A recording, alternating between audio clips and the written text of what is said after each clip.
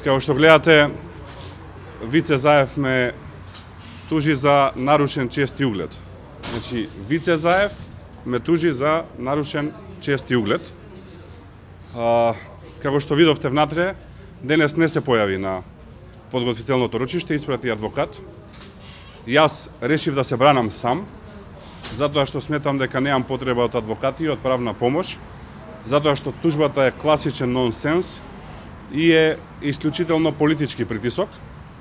Во интерес на јавноста, Вице Заев ме тужи за нарушен чест и углед, затоа што сум кажал дека про НАТО и про ЕУ вредности не се наместени тендери, бизниси за членови на фамилијата и братот на премиерот кој што станува главен бизнис фактор во државата во телефонско јавување на еден медиум.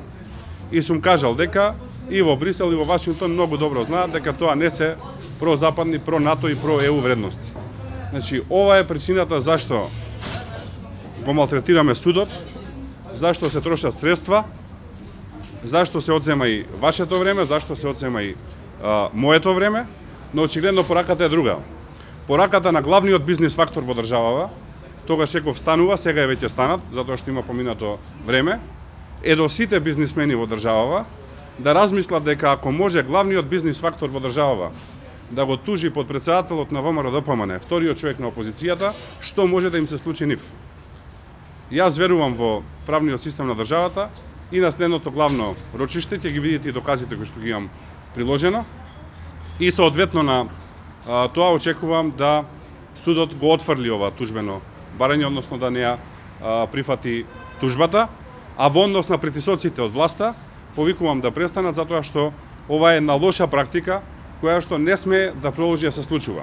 Сакам да ја потсетам јавноста дека заради вакви зачестени случаи во координација и на власта и на опозицијата пред неколку години се донесоа измени на законот за клевета, односно кој што го опишува слободата на изразување, во кој што јасно ставивме граници со цел да вакви нонсенс, глупави, нема друг збор, пријави не се случуваат. За жал еве од сега само решаваат тоа да не го почитуваат. Има неколку наводи кои што се наведени во тужбата кон мене. Пишува дека господинот чувствувал од изјавата вознемиреност, главоболки, имал вегетативна симптоматологија во вид на потење и црвенило на лицето, па би сакал да го прашам на кој начин дошол до тие заклучоци и како утврдил дека тоа му се случува. Следното рочиште е на 26 февруари, има време, јавно кажувам што ќе прашам, да се спреми до 26 февруари. Па тие се веќе приложени во одговорот на тужбата, решив да не давам дополнителни докази. Поентата на одговорот на тужба е следна.